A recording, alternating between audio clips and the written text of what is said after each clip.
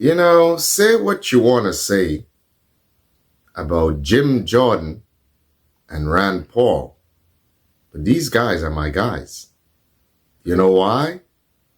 Because they stood up for the American people when it mattered most.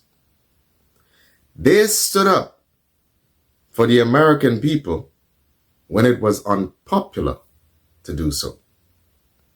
They stood up basically in the height of tyranny being exercised over the American people.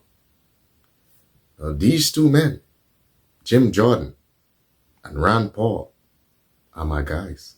Now, I want you to take a look at a hearing between Dr. Fauci and Jim Jordan. Listen the line of questioning carefully. Fauci, do protests increase the spread of the virus? That's simple. Yes or no question. Do protests increase the spread of the virus? I think I can make a general statement. Well, 500,000 protesters on June 6th alone. Yeah. I'm just asking that number of people, does it increase the spread of the virus? Crowding together, particularly when you're not wearing a mask, contributes to the spread of the virus. Should we limit the protesting? I'm not sure what you mean. How do we say limit the protesting? Should government limit the protesting? I don't think that's relevant to. Well, you just said if it increases the spread of the virus, I'm just asking, should we limit it? Well, I'm not in a position to determine what the government can do in a forceful way. Well, you make all kinds of recommendations. You make comments on dating, on baseball, on everything you can imagine. I'm just asking you just said that protests increase the spread. I'm just asking you, should we try to limit the protest? And there is how this gentleman, Dr. Fauci, believes that he was smarter than everyone else. I mean, for crying out loud, a woman got arrested who went to a baseball game, sitting with her family, away from everybody else, because she was not wearing a mask. Churches were banned from having in-person services. But I'm sure you guys remember all the BLM protests. You see, Dr. Fauci knew that that was part of the Democrat strategy. All the protests, the BLM protests, the Me Too movement protests, to try to sabotage Trump's presidency. So he could not or did not want to say anything that actually was going to shine light on these protests. And if his premise was correct, that crowding spreads the virus, then obviously protesting should be discouraged. But he wasn't going to commit to saying that. Everything else he would have committed to. Don't go to church. Oh, be careful when you're in public. Social distancing. But in protests, and I know you guys remember these protests during 2020.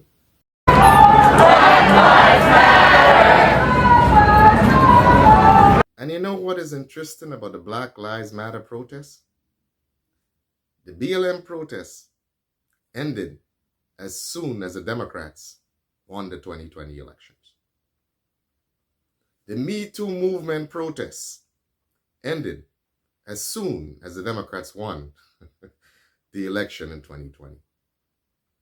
But you see, Malcolm X in the 60s sort of reminded black folks, and he said, look, the white liberal is like a fox. Okay? He says he comes at you grinning. You know, a matter of fact, let me have Malcolm X say it in his own words. If you study the structure of the Negro community, economically, politically, civically, psychologically, and otherwise, it's controlled by the white liberal, who usually poses as the friend of the Negro. There are many whites who are trying to solve the problem, but you never see them going under the label of liberals. That white person that you see calling himself a liberal is the most dangerous thing in the entire Western Hemisphere. He's the most deceitful. He's like a fox. And a fox is always more dangerous in the forest than the wolf. You can see the wolf coming. You know what he's up to.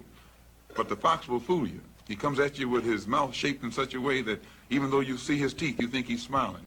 And for you who do not understand the politics of the globe, I want you to understand when Malcolm X says white liberal, He's talking about liberal Democrats, white liberal Democrats. Okay? These are people who are Democrats, but are very liberal in their political views.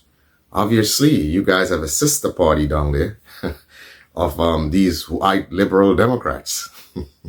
Obviously, you guys have a sister party down there of these white liberal Democrats who are currently in power. So then you should not be surprised when they do the very same things that these white liberals do. It's their big sister party. And these very white liberals were extremely active in 2020. As you would have noticed, in many of the protests, there were more white liberals than there were black folks in these BLM protests. Because that is the hook, to make you feel that they're in solidarity with your cause. But it's all a game to entrap you and make you feel that you're part of some democratic machine. And you guys fell for the trap. You always do anyways, no surprise. That's why you see in Philadelphia, they were out in droves. All over these liberal states and these Democrat states, they were the ones actively trying to sabotage Trump's presidency in 2020. Interestingly, the main thing that came out of the BLM movement was that the top tier of the BLM movement became millionaires. And I believe the leader, after all this shenanigan, purchased $3 million homes, okay, in California and Atlanta. And what is interesting, she purchased those homes in white exclusive neighborhoods. So, they pretty much ran a hustle, okay? So they pretty much ran something that pretty much looked like a hustle and enriched themselves, and then still did not want to live in the neighborhoods that you live. They went to live around some of the most exclusive white folks. But I have a strange feeling that even though you were duped in 2020, that you will be duped again. But let's continue to listen.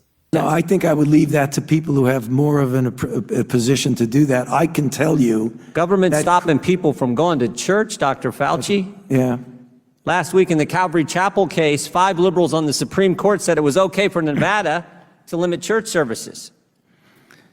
Justice Gorsuch said it best. He said there's no world in which the Constitution permits Nevada to favor Caesar's Palace over Calvary Chapel. I'm just asking, is there a world where the Constitution says you can favor one First Amendment liberty, protesting, over another, practicing your faith? I'm not favoring anybody over anybody. I'm just making a statement that's a broad statement that avoid crowds of any type, no matter where you are, because that leads to the acquisition and transmission. And I don't judge one crowd versus another crowd. When you're in a crowd, particularly if you're not wearing a mask, that induces the spread. It's a simple question, Doctor. So I want you to realize how long it took Dr. Fauci in that exchange to actually admit that all crowding was not good for the spread of COVID. Now we know all of it was nonsense and total BS. It was about control. And sadly, it wasn't just something that was done to the American people. This vile and despicable lockdowns and ill treatment of the American people, it wasn't just something that was done domestically. Because this whole shenanigan affected the whole world. And a matter of fact, the people who were less educated about it or informed about it were the ones who were more aggressive, were the ones who were actually defending this. That's why you saw all over the world, the vaccinated and the unvaccinated was pitted against each other. And this is not a unique strategy. This strategy is always tried in many, many states. I have a strange feeling it is being tried currently in a local context. Because when you pit the population against each other, guess what? They lose any sense of political clarity. You're too busy fighting each other. And that is how these devious politicians sliver away with the wealth of the nation. I'm a punching bag, but I am very happy to testify before any congressional oversight committee. I have nothing to hide. I can explain and validate everything that I've done. So, you know, it's going to be inconvenient if they actually are out there essentially threatening to make my life miserable. But I mean, I'm going to do what I need to do, and that is cooperate fully, because we have nothing to hide at all.